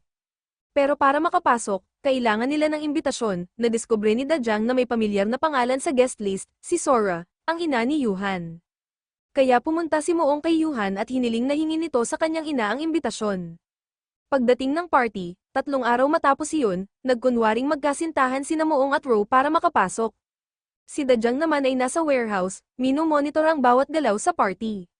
Dumating si Kanggo, at agad namang nagsabuatan sina Jamin at Yuhan para maibuhos ang wine kay Kanggo, ang plano ay mapilitan itong bumalik para magpalit ng damit. Pero laking gulat nila nang makilala ni Kanggo si Yuhan. Lumalabas na noong bata pa si Yuhan, dinala siya ng kanyang ina sa Jokmok School at doon pala sila unang nagkita. Buti na lang, dumating ang ina ni Yuhan at nailigtas ang tensyon sa sitwasyon. Sa oras na iyon, dumating din ang host ng party, si Kangyun. Si Jingo, nagwapo at pormado, sinubukan gamitin ang charm niya para makuha ang atensyon ni Kangyun, pero laking gulat niya nang malaman niyang gi pala ito. Habang naglalakad si Kangyun sa gitna ng crowd, diretso itong lumapit kay Ro at biglang hinawakan ang kamay niya mula sa likod. Agad naman itong nagsorry kay Ro dahil napagkamalan lang pala. Doon napansin ni Ro na may interes sa kanya si Kangyun, kaya agad siyang nagsinungaling at sinabing may hawak siyang project at umaasang mag-invest si Kangyun dito. Samantala, nasa banyo si Kanggo at tumatawag para ipasunod ang bagong suit. Sinundan siya ni Moong at doon kinausap, sinabi ni Moong na siguradong hindi magugustuhan ni Kangyun ng project ni Kanggo, at mas mabuting pag-isipan nitong makipag-cooperate sa kanya. Nagulat si Kanggo at tinanong kung sino ba talaga si Moong. Binigyan ni Moong si Kanggo ng business card na nagsasabing siya ang director ng isang investment company. Sa kabilang banda, napansin ni Dajong na lumabas na si Ko mula sa restroom, kaya natakot si Moong na mabisto sila at agad niyang hinayla si Ro palayo. Pagkalipas nito, pumunta si Kanggo kay Kangyun para pag-usapan ng investment, ngunit biglang dumating si Kungja, may sarili rin pala itong lihim na plano. Ang gusto ni Kungja ay maaga ang investment capital ni Kangyun. Sa huli, nagpa siya si Kanggo na pag-isipan muna ang project nilang dalawa. Samantala, habang wala si Kimja sa opisina, ipinadala ni Jay ang tauhan niya para hanapin ang baril. Hindi man nila nahanap ang baril, natuklasan naman nila ang hidden camera na in-install ni Nasa sa kisame. Sa kabilang banda, kino-question na ni Ko si Nasa, bagbog sarado ito pero hindi pa rin niya inaamin na siya ang naglabas ng impormasyon, dahil ang totoo, si Ro ang nagsiwalat ng sikreto kay Kungja.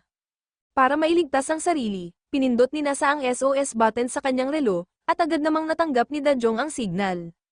Binalaan ni Kanggo si Nasa na kung hindi niya makukuha ang pera mula kay Kang Yun ngayong araw, papatayin niya pareho sina Nasa at Kyungja. Narinig ni Dajong ang pagbabanta kaya dali-daling tinawagan niya si Ro. Sa mga oras na iyon, nakikipag-date si Ro kay Kang Yun. Matapos uminom ng ilang baso ng alak, tuluyang nahulog ang loob ni Kang Yun kay Ro. Habang hinihintay ni Kanggo ang kumpirmasyon ng investment, nakipagkita rin siya kay Moong upang hikayatin itong maglagay ng pera. Doon, ibinunyag pa ni Kanggo ang mga paraan niya sa mabilisang pagyaman at ipinangako na babayaran niya si Moong. Ngunit sa kabilang panig, pinayuhan ni Ro si Kang Yun na huwag mag-invest sa project ni Kanggo. Tila pumayag si Kang Yun, pero bigla siyang tinawagan ni Dajong at nalaman ni Ro na nasa panganib si Nasa. Dahil gusto niyang mailigtas ito, napilitan siyang payagan si Kang Yun na mag-invest kay Ko. Ipinadala ni Kang Yun kay Kanggo ang confirmation ng investment, at pagkakuha ng pera, agad kinansela ni Kanggo ang pakikipag-cooperate kay Moong. Si Yuhan naman ay nagpadala ng tao para iligtas si Nasa. Ginamit ni Kanggo ang buong 4,500 billion para bumili ng stocks, at agad namang tumaas ang presyo nito. Dahil dito, nagdao si Kanggo ng meeting para humingi pa ng karagdagang investments. Ngunit habang lihim siyang tuwang-tuwa na makukuha na niya ang pera, biglang umatake ang grupo ni Moong. Habang nakakulong si Nasa sa opisina ni Kanggo, palihim niyang isinaksak ang USB ni Dajong sa computer ni Ko. Dahil dito, nakuha ni Nasa ang buong laman ng investment plan at nakapag-install din siya ng virus. Pagbukas ni Kanggo ng meeting, lumabas sa malaking screen ang buong plano ng kanilang stock manipulation, at pati ang mga sinabi ni Kanggo kay Moong ay na-record at ipinakinig sa lahat sa pamamagitan ng speaker ng meeting room. Pagkatapos mabunyag ang insidente, agad na bumagsak ang stock market. Inakala ni Kanggo na si Kyungja ang sumairon ng lahat ng plano niya. Sa rooftop, sinakaw ni Kanggo si Kyungja sa galit, ngunit ilang sandali lang, may katawan na nahulog mula sa taas, at ang patay ay si Kanggo mismo. Lumabas na dumating sa oras ang tauhan ni Kyungja at itinulak si Kanggo mula sa gusali. Ang tauhan naman ang umako ng kasalanan at kalaunan ay inaresto ng pulis. Sa kabilang panig, nahack naman ang computer sa base ni Dajong at nabura ang lahat ng ebidensya laban sa grupo ng Navvice. Dahil dito, napilitan silang ilipat ang base sa ibang lugar. Nailigtas si Nasa at bumalik siya sa team, sinabi ni Nasa kay Jinggo na malamang ay kinopya ni Kyungja ang impormasyon ni Chairman Jokmok sa isang memory card at itinago ito sa lighter na lagi niyang dala. Pinayuhan siya ni Jinggo na huwag sabihin ito kay Ro at inutusan din siyang gumawa ng kaparehong lighter. Sa ngayon, kumalat na ang balita tungkol sa stock manipulation ng Navvice Group. Inutusan ni Moong ang buong team na hanapin lahat ng nabiktima ng grupo. Plano ni Moong na magpanggap bilang abogado ng mga biktima upang makapaghain ng kaso laban sa Navvice. Kapag nalagay na sa alanganin ng kumpanya, tiyak na lalabas si Chairman Jokmok para ayusin ang sitwasyon, at doon nila siya mahuhuli. Para makakuha pa ng ebidensya, nagtayo sila ng Peking Loan Company na nag-aalok ng pautang sa mababang interes para sa mga empleyado ng Navvice. Dahil maraming may problema sa pera, mabilis na dumami ang lumapit sa kanila para umutang. Si Ro naman ang nag-record ng proseso kung paano niloloko ng kumpanya ang mga tao. Samantala, si Moong ay nagbigay ng libreng legal na tulong sa mga biktima kaya madali silang nakabuo ng malaking grupo laban sa Navvice. Habang naghahanda silang magsampa ng kaso, dumating ang isang espesyal na kliyente, ang sariling ina ni Moong. Matapos ang 20 years na pagkakahiwalay, sa wakas ay nagkita silang mag-ina. Sa kabilang panig naman, nakuha ni Jinggo mula kay Nasa ang lighter na kapareho ng kay Kyungja. Pumunta si Jinggo kay Jay para humingi ng tulong na mapalitan ang lighter ni Kyungja. Tinanong ni Jay kung bakit niya kailangan ito, at ipinaliwanag ni Jinggo na gusto lang niyang bumawi kay Ro. Naalala rin ni Jinggo ang nakaraan sa Jackma, noong magkasintahan pa sina Jay at Ro, pero niloko ni Jay si Ro nang magkaroon siya ng relasyon kay Kyungja. Sa huli, pumayag si Jay at matagumpay niyang napalitan ang lighter. Natuklasan din niya ang memory card sa loob nito, kaya agad niyang ipinaalam kay Jinggo na kunin na ang lighter. Nang magkita sila, sinabi rin ni Jay kay Jinggo na ibigay kay Ro ang baril, pero abala si Jinggo at hindi niya ito pinansin. Agad na inilipat ni Jinggo ang lahat ng impormasyon mula sa memory card papunta sa kanyang phone at ipinadala ito kay Dajong. Samantala, si Kyungja ay papunta na sa airport para lumipad palabas ng bansa, pero bigla niyang napansin na napalitan ang kanyang lighter. Kaya agad niyang inutusan ng driver na hanapin si Jay. Sa kabilang banda, nang makita ni Jinggo ang laman ng memory card at matuklasan ang tunay na pagkakakilanlan ng chairman, nagulat siya ng husto, lumabas na si Jay pala ang chairman. Bigla siyang binaril ni Jay at bumagsak si Jinggo sa sahig na duguan. Pero bago siya barilin, nagawa pa ni Jingo na ipadala kay Dajong ang mensaheng nagsasabing si Jay ang tunay na chairman. Dumating naman si Kimja sa lugar at nasaksihan ang eksena. Tinanong ni Jay si Kimja kung bakit nanahimik lang siya, gayong 10 years na ang nakalipas mula nang malaman niya ang totoo niyang pagkakakilanlan. Sagot ni Kimja, wala naman daw kinalaman sa kanya iyon, at ang mahalaga lang ay si Jay mismo. Pagkatapos, inutusan ni Jay si Kimja na pumunta muna sa isang labor export company at doon siya maghintay. Nakita ni Dajong ang impormasyon mula kay Jingo at napagtanto nilang nasa panganib siya, kaya agad nilang sinundan ang lokasyon mula sa relo ni Jingo. Pero pagdating nila, dugo na lang at relo ni Jingo ang natagpuan nila. Samantala, nakatanggap si Ro ng text mula sa isang hindi kilalang numero na nagbigay ng address. Pagdating niya roon, may 2 TV na bukas at isang encyclopedia na pamilyar sa kanya, ang librong minemorya niya mula pagkabata. Sa loob noon, may nakasulat na note, page 34, line 11 ng 4th paragraph. Pagbukas niya, malinaw na nakasulat ang pangalan ni Jay. Doon lang na-realize ni Ro na si Chairman Jokmok, na matagal na niyang hinahanap, ay si Jay mismo na nasa tabi lang niya. Biglang napansin ni Ro ang isang lalaking nakatali at natatakpan ng mukha, humihingi ng tulong. Nakita niya ang isang litrato sa leeg nito, at doon niya nakilala, siya ang 3 taong sangkot sa pagpatay sa mga magulang niya. Sa kabilang pangyayari, dumating ang amain ni Moong at sinabi sa kanya na hindi pa patay ang tunay niyang ama, at matagal na raw itong nagmamasid sa kanya ng palihim.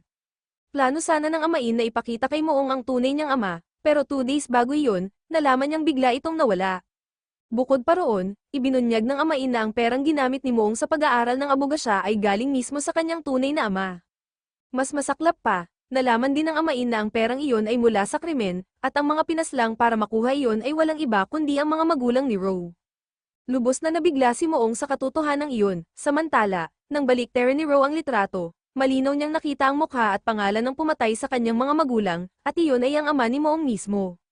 10 years ago, nalugi at tuluyang na-bankrupt ang kumpanya ni Jay Sok dahil sa ginawa ng Jokmok Group. Dahil sa sobrang desperasyon, muntik na siyang magpakamatay, pero dumating ang mga tauhan ni Jokmok. Binigyan nila si Jay Sok ng malaking halaga kapalit ng isang utos, patayin si Ro at ang kanyang mga magulang kasama sina Juk, Chong-sing, at Ki-ho. Lahat ng ito ay planong pinlano ni Jay mismo, labis na nasaktan si Ro nang malaman niya na ang pumatay sa kanyang ama ay ang mismong ama ni Moong. Sa mga oras na iyon, tumawag si Jay kay Ro at tinanong kung nagustuhan niya ang regalo. Tinanong ni Ro kung ano ba talaga ang gusto nitong mangyari, pero pagkatapos ng tawag, pinindot ni Jay ang isang button sa kamay niya, at sabay noon, nakita ni Ro na unti-unting binibitay si Juk. Buti na lang at naabutan niya ito at naputol ang lubid kaya nailigtas si Juk. Sa huli, nagpa siya si Juk na pumunta sa police station para umamin sa lahat ng kasalanan niya, dahil umaasa si Ro na sa ganoong paraan ay maliligtas pa si Jingo. Pagkatapos noon, pumunta si Ro sa isang abandonadong ospital kung saan nila nagkita ni Jay. Pagharap ni Ro kay Jay, nagsimula itong magbanta sa kanya. Bago umalis si Jay, iniwan niya ang isang baril kay Ro at sinabi kung saan nagtatago si Kimja. Inutusan ni Jay si Ro na patayin si Kimja, dahil kung hindi, papatayin daw ni Jay ang lahat ng kaibigan ni Ro, sina Nasa at ang buong team. Matapos nito, dinala ng grupo si Jingo sa ospital at ligtas siyang naisalba. Kinuha ni Ro ang baril at nagpasya na siyang hanapin si Kimja mag-isa. Inutusan niya si Dajong at Nasa nabantayan si Jingo. Samantala, tumatakbo si Moong para hanapin si Ro, at nang makarating siya sa bus station, tinapon ni Ro ang kanyang cellphone para hindi na siya masundan, ayaw niyang madamay si Moong sa paghihiganti. Pagdating ni Ro sa brokerage company kung saan nagtatago si Kyungja, sinabi niyang si Jay ang nagpadala sa kanya para patayin ito. Pero matigas pa rin si Kyungja at ayaw umamin, sinabi ni Kyungja na kung mamamatay siya, siguradong mamamatay rin si Jay. Pagkatapos mamatay ni Kyungja, pumunta si Ro sa ospital para dalawin si Jingo. Dumating din si Moong doon, tinawag ni Ro si Moong palabas at tinanong ito kung totoo bang sinabi niyang poprotektahan siya anuman ang mangyari. Sumagot si Moong ng, oo, tinanong ulit ni Ro kung kahit anong kasalanan ang magawa niya, ipagtatanggol pa rin ba siya, at sumagot ulit si Moong ng, oo. Pagkatapos nilang mag-usap, dumating bigla ang mga pulis. Hinailan ni Ro si Moong palapit at hinalikan ito bago siya tuluyang inaresto dahil sa kasong attempted murder. Natigilan si Moong sa nangyari, ang prosecutor na humawak ng kaso ay si Ji-Hak, ang parehong taong tumulong kay Ro sa investigasyon laban sa Navvice Group. Dahil malaki ang atensyong natanggap ng kaso, nagpa siya si Ji-Hak na hindi niya patatawarin si Ro. Natuklasan ng mga pulis ang cellphone ni Ro sa crime scene, at doon nakita ang search history tungkol sa anesthetics. Ayon sa autopsy, si Kim Ja ay tinurukan ng pampatulog bago sinakal hanggang mamatay. Sa CCTV video sa hallway kung saan nangyari ang krimen, malinaw na nakita si Ro na may hawak na baril habang papalapit sa lugar kung saan napatay si Kyung-ja. Dahil dito, si Ro ang naging pangunahing suspect sa mata ng mga pulis. Nang ipakita sa kanya ang CCTV video, pinili ni Ro na manahimik. Sinabi ni Ji-hock na kung hindi mapapatunayan ni Ro ang kanyang pagiging inosente sa loob ng 48 hours, tuluyan na siyang aarestuhin. Pumunta naman si Moong kay Ji-hock at sinabi na si Jay ang nasa likod ng stock manipulation ng Navvice, at malamang ay si Jay rin ang nagplano ng pagkamatay ni Kyung-ja para mapagbintangan si Ro. Hiningi ni Ji-hock ang matibay na ebidensya, pero wala itong maipakita si Moong. Ngunit noong gabi bago maaresto si Ro, habang hinahalikan niya si Moong, palihim niyang inilagay ang isang susi sa bulsa nito. Ginamit ni Moong ang susi at binuksan ng isang cabinet, at doon niya nakita ang baril na ginamit ni Ro noong hinahanap niya si Kyung-ja. Samantala, bumili na si Jay ng plane ticket para tumakas palabas ng bansa. Inutusan niya si Secretary Jun na tapusin ang mga natitirang kasamahan ni Ro. Tumawag pa si Jay kay Dajong para alamin kung saang ospital nakakonfine si Jingo. Buti na lang, dumating si Moong bago pa makapagsabi si Dajong at pinutol niya ang tawag. Naramdaman ni Dajong na balak na silang patayin ni Jay, kaya agad na kumilos si Moong. Tinawagan niya si Dr. Jamin para ipalipat si Jingo sa ospital ng kamag-anak. Pagkatapos noon, inutusan niya si Yuhan na pumunta sa shop ni Nasa para protektahan ito. At tama nga siya, pagdating ni Yuhan, nadatnan niya si Secretary Jun kasama ang dalawang asasin. Mabuti na lang at may mga pulis na nagpapatrol at agad silang nakialam kaya tumakbo palayo ang mga tauhan ni Jun. Pagkatapos nito, sinimulan ni Moong ang kanyang maingat na plano. Sinabi niya kay Ro na umamin muna sa pulisya at sabihin na sina Nasa at Dajong ay kasabwat niya, para mapilitan ng prosecutor na ipatawag ang dalawa at mailigtas sila sa kapahamakan. Tinawagan din ni Moong si reporter Yonggi at hiningi ang access card papasok sa gusali ng prosecutor's office. Si Yonggi ay minsan ang naimbitahan ng opisina ng prosecutor dahil sa issue ng stock manipulation, kaya nasa kanya pa rin ang access card. Kinabukasan, ipinasummon sina Nasa at Dajong para sa investigasyon. Bawat isa ay binigyan ng karaniwang access card, si Dajong ay nagdala ng laptop at notebook, pero agad siyang hinayla palabas ng security guard. Habang palabas siya, itinago ni Yonggi ang kanyang special access card sa ilalim ng vending machine. Sa interrogation room, parehong kinakabahan sina Nasa at Dajong. Tumangging umamin si Dajong na tinulungan niya si Rose sa pagpatay, pero hindi rin niya ito tinanggihan. Ginamit niya ang dahilan na pupunta siya sa restroom para palitan ang kanyang regular card ng special card ni Yonggi. Pagbalik niya, ginamit niya ang special access card para makapasok sa computer room. Doon, ginamit ni Dajong ang computer para i-hack ang system ng prosecutor's office. Pagkatapos, mabilis niyang ipinadala ang isang mensahe kay Ji-hock, nakasaad doon na ang police car na sakay si Ro ay papunta na sa basement. Sinimulang ihatid ni Ji-hock si Ro pababa sa basement. Habang naghihintay sila ng elevator, ikinwento ni Ro kay Ji-hock ang lahat ng nangyari. Hindi daw siya ang bumaril kay Kyung-ja noong araw na iyon. Alam daw kasi ni Kyung-ja na si Ro ang taong dapat puntahan ni Jay. Tinawagan ni Kyung-ja ang manager ng isang hotel, doon pala nakatago ang mga ebidensya ng mga kasalanan ng Navvice at Jokmak Group sa loob ng hotel safe. Kung makuha nila iyon, pwede nilang mahuli si Jay. Isinulat ni Kyung-ja ang kanyang pangalan sa business card at ibinigay kay Ro kasama ang cellphone niya. Sabi niya, basta hawak ni Ro ang business card at cellphone, makukuha niya ang ebidensya sa hotel safe. Pero may hiling si Kyung-ja, huwag muna daw niyang ibigay agad ang ebidensya sa prosecutor, dahil gusto ni Kyung-ja hintayin si Jay. Gusto niyang marinig mismo mula kay Jay kung siya nga ba talaga ang gustong pumatay kay Kim-ja, para malaman kung totoo pa ang pagmamahal nito sa kanya. Pero para kay Jay, si Kim-ja ay isa lang laruan. Pagkaalis ni Ro, dumating si Jay at nakita niyang buhay pa si Kyung-ja. Kaya sinamantala niya ito, pinainom niya si Kyung-ja ng tubig na may anesthetic, at nang mawalan nito ng malay, ginamit ni Jay ang kanyang necktie para sakalin si Kim-ja hanggang sa mamatay. Pagkatapos, iniwan ni Jay ang cellphone ni Rose sa crime scene para palabasin na si Ro ang pumatay. Nang marinig ni Ji-hock ang buong kwento, hiniling niya kay Ro na ibigay na sa kanya ang mga dokumento sa safe. Pero hindi nagtitiwala si Ro na kayang tugisin ni Ji-hock si Jay, kaya nagpa siya siyang maghiganti sa sarili niyang paraan. Bigla namang nawalan ng kuryente ang buong gusali ng prosecutor's office. Sinamantala ito ni Ro para makatakas kay Ji-hock, yun pala, si Nasa ang nagpatay ng kuryente habang nasa banyo. Bago pa man iyon, palihim na binigyan ni Moong si Ro ng susi sa posas. Pagkatapos, pumunta si Ro sa vending machine para kunin ang access card at kalmado siyang naglakad palabas ng gusali. Tumungo siya sa locker sa supermarket kung saan nakahanda na ang mga gamit para sa kanyang paghihiganti, kabilang dito ang cellphone na nilagyan ni Moong ng GPS tracker. Agad na nagpadala ng mensahe si Ro kay Jay para magtagpo sila.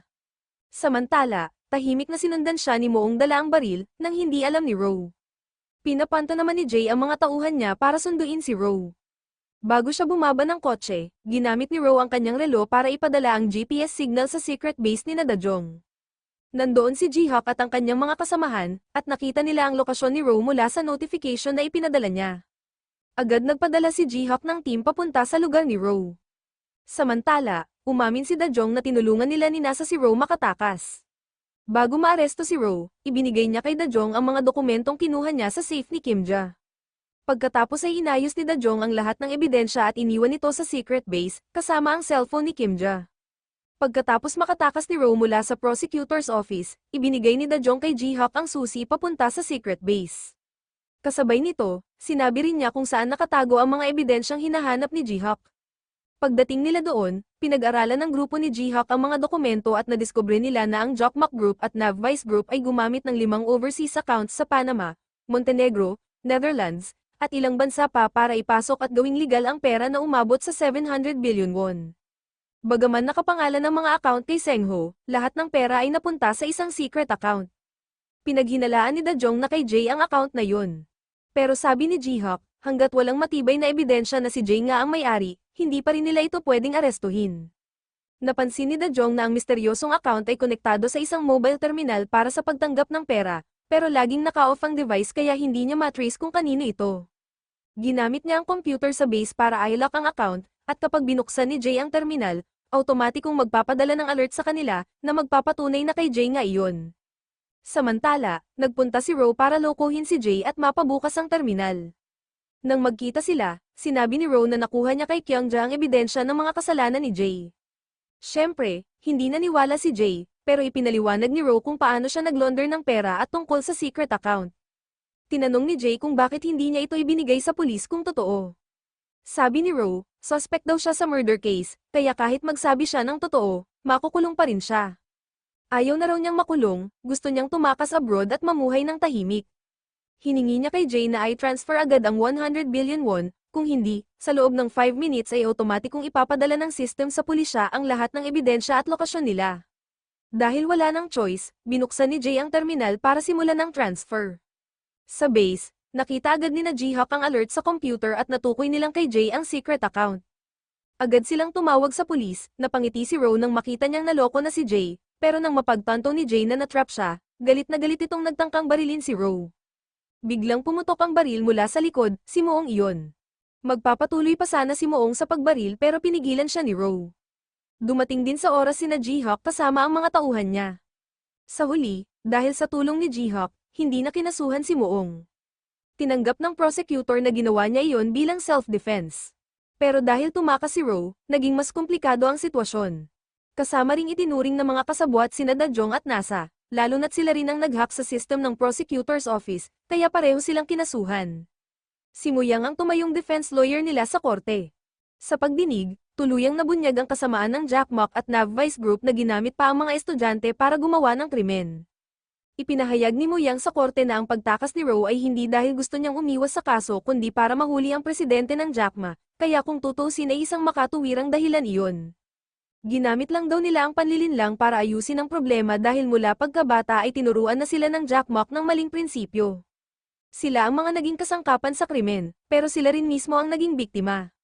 Naantig ang hukom at mga mahistrado sa mga sinabi ni Muyang, pati na rin ang simpatiya ng publiko sa kanila. Nagpakita rin ng pagsisisi si Ro. Sa huli, hinatulan si Ro ng 1 year and 6 months na pagkakakulong, si Dajong ng 1 year, si Nasa ng 9 months, at si Jay naman ng habang-buhay na pagkakabilanggo. Pagkalipas ng ilang buwan, nakalaya na sina Nasa at Dajong. Habang nakakulong si Ro, tinulungan siya ni Muyang na makakuha ng 1 billion won bilang danyos mula sa estado.